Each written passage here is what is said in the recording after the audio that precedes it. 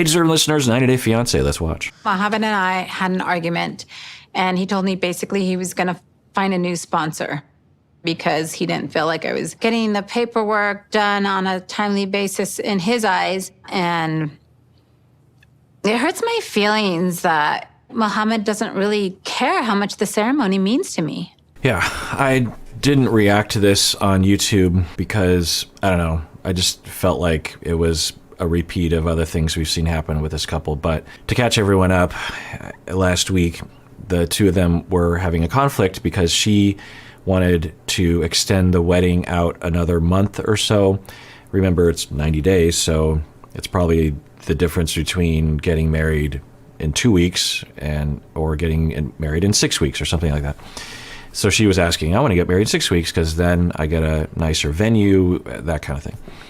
And he was trying to say he didn't want to do that and was really rigid about it, pointing out that he wants to start working as soon as he can because he wants to get his green card. He has to be married to get his green card. He also wants to be able to travel back home to see his family.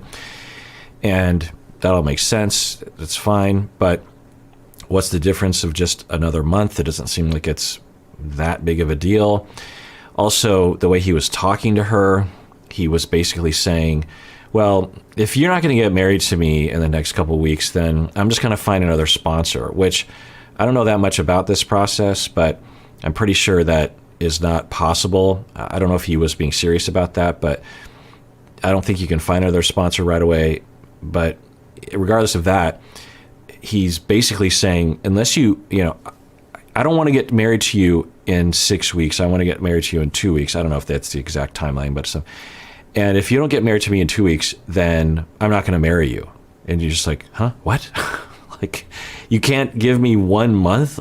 And she's crying and saying, this is my dream. I've never been married before. I want to have a proper wedding. Do you not care about that? And then he would say, well, you don't care about me. So I think what is happening is she's being clear and differentiated and understandable. And now she could help a little bit by having some empathy to him of just like, well, okay, I get it that it's going to take a long time for you, a little bit longer to go home. I get it that you want to work, and I want that too.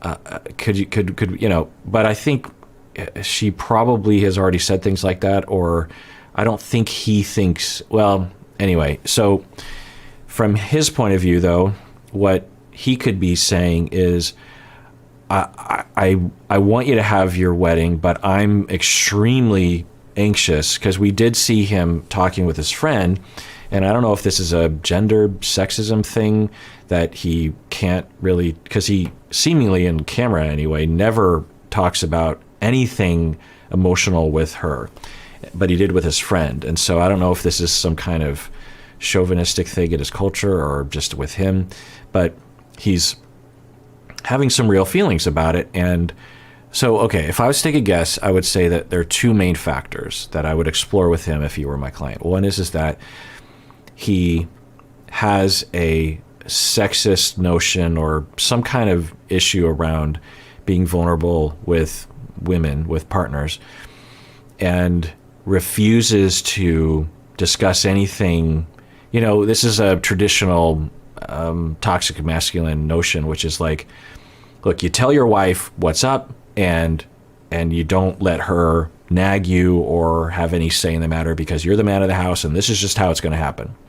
And you don't need to understand why, and I'm not going to tell you my feelings because that's just me privately, but you're going to deal with this because I've thought of this through, and in order for this to work out for everyone, I need to get my job as soon as I can. I need to get my green card, and you're just getting in the way, and so this is what's just going to happen. Whereas if he were to be a proper human being and just say how he felt, I think it would help her a little bit. I don't think she would relent because it's just a freaking week or a month, so what's the big deal? But anyway, but at the very least, I think they would understand each other. So I think that's one factor, is that he has this chauvinistic idea, toxic masculine idea. I don't know if that's true, but it seems possible. The other, I think, is that he has some kind of relational trauma regarding I think he's being triggered because when she says, I want to extend the date, I think he actually believes that she is completely discounting his feelings, that she does not care at all about how he feels about things. And I've seen people like this where even if you just bring up any other kind of angle to it, the way that she is, the Mohammeds of the world will feel like, so my feelings just don't even matter to you. You know, if you ever think that thought, or your partner says that, I would guess 95% of the time that's a distorted reaction to trauma being triggered. Like, my feelings don't even matter to you. It's just like, because whenever I hear that, I think, oh, something's going on here. And the people that I've worked with that will say that, and that will be a common sentence that goes through their mind. I don't think I've ever talked about this in a reaction video, by the way, but it's very common to have that trauma reactivity of like, my partner doesn't even care about my feelings. And there's, every situation is different. And like I said, there's a percentage of time when that's a rational point of view. But most of the time what's happening is there was tremendous chronic experiences for that person when they were young, where people literally just did not care about their feelings, or demonstrated they did not care about their feelings. And so whenever their feelings are being not acknowledged, but of course the Mohammeds of the world, they don't express their feelings. They're only talking about, it's important to me that we get married. And what he probably thinks is happening is, I'm telling her my emotions. I'm telling her how horrible this is for me, that I can't see my family and I can't work. And I'm desperate. I'm telling her that. But of course, that's not what he's saying, right? He's like, you're an idiot. This is what's going to happen. And so the Mohammeds of the world, when I'm treating them, I'm like, okay, you feel like your feelings are being discounted. When did you communicate your feelings? All you did was bark at your partner. You didn't communicate. So let's start from the beginning. Have you ever actually communicated your feelings to your partner? Which can sometimes be no, right? They've literally never communicated their feelings in a non-accusatory, non-hostile manner. And thus, yes, your partner has never acknowledged your feelings because you've never expressed them. You've never told her your feelings.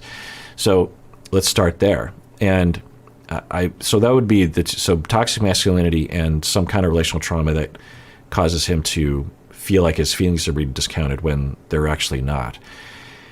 But for her, she's being very understandable. She's just like, okay, one, I'm just asking for a month. What's the big deal?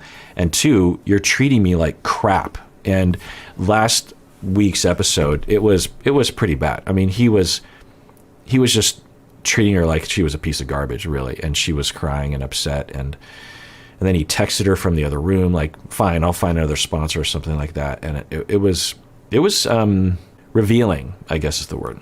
I hope that this is not a pattern that's occurring of him wanting to have control over what I do when I do it. You hope it's not a pattern? I don't know why I'm so snarky today. It's a pattern already. I mean, if we can see it, I'm sure you have seen 100 times more examples of this pattern. We understand that the cameras are only there briefly throughout their life. So you hope this isn't a pattern. Now, maybe it'll work out, and maybe he has other sides to him that sort of help out with this. But yeah, there's a pattern. It wasn't intentional to delay the wedding. I understand. Yeah. You were mad, but I didn't do it on purpose. It's out of my control. I was upset because... All right, so physical affection to make up, that's good. And she's trying to explain. She's like, I didn't do it on purpose. I didn't purposely try to make you feel like I didn't care. So that's good. And then he's using soft voice as well, hugs her back. Let's see how this goes. Because I think that we could do it earlier, and we have time, and we're not stressed. Right, that was another part of it that I think either he didn't say it or we didn't see it shown to us, was that he might be worried if we push back the wedding date closer to the end of the 90 days, what if something goes wrong and I can never stay in the United States? That would bother me on a number of levels. Oh, another thing that he basically was implying was last week's episode was, or he might have even just flat out said it, maybe he was just upset, that his primary mission is to get is to get a green card and come to the States and get work. And the way he was wording it, it just seemed like Yve was this distant second. But who knows? Maybe he was just upset or something. He feels like he's put his life on hold, and that's been such a big sacrifice to him. And plus, we waited 2 years to be together, and I don't want to give up on each other. I think that's another element that we will see in the show sometimes is they've invested all this time in a long-distance, video-based relationship. And when they finally meet in person, they're like, I don't want to give up on this, which makes sense. But, imagine if they actually lived in the same town and you're a month into the relationship and you're already running into massive problems. Usually people will say, well, let's get back to Tinder and let's scrap this relationship because I didn't invest 2 years into this. It's not a big sacrifice for me to, say, this didn't work out. So I wonder if, especially with the pandemic messing things up so that people couldn't actually see each other, because we're seeing those relationships now come to fruition, that they were forced to kind of leave their relationship in the state of a third date, if you will, when everything is on the surface and you're still in fantasy land. And then 2 years later, when you finally have time to actually spend time together and you're like, oh, this is horrible. You're like, but I've wasted 2 years. Like I should make this work because of that, which I think is unfortunate for that. And another reason why people should really try to date people in their area. I just never want to look in your eyes and see like that much anger that you had yesterday. It was awful. Okay. I'm sorry. It's good that he's apologizing.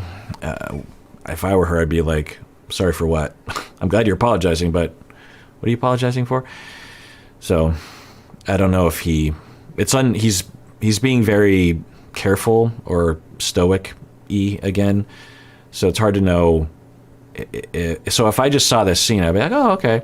But knowing where we've been to get here, I wonder if he's just placating. Do we know that he actually does want to be with her for her and not as a road to a green card? I know that that's an extremely xenophobic, racist thing to say that is often said on the show, but I think in this situation, it's a legit question in terms of the way they've edited it to us. All right, well, if you didn't already, we have a website, of course, and on the website, we have a lot of extras, including we have audio episodes that are categorized by topic. So if you want to learn more about personality disorders or family issues or parenting or Dungeons and Dragons or other psychology of episodes, you can go to the website. It's all categorized there. And everyone out there, please take care of yourself because you deserve it. You really, really do.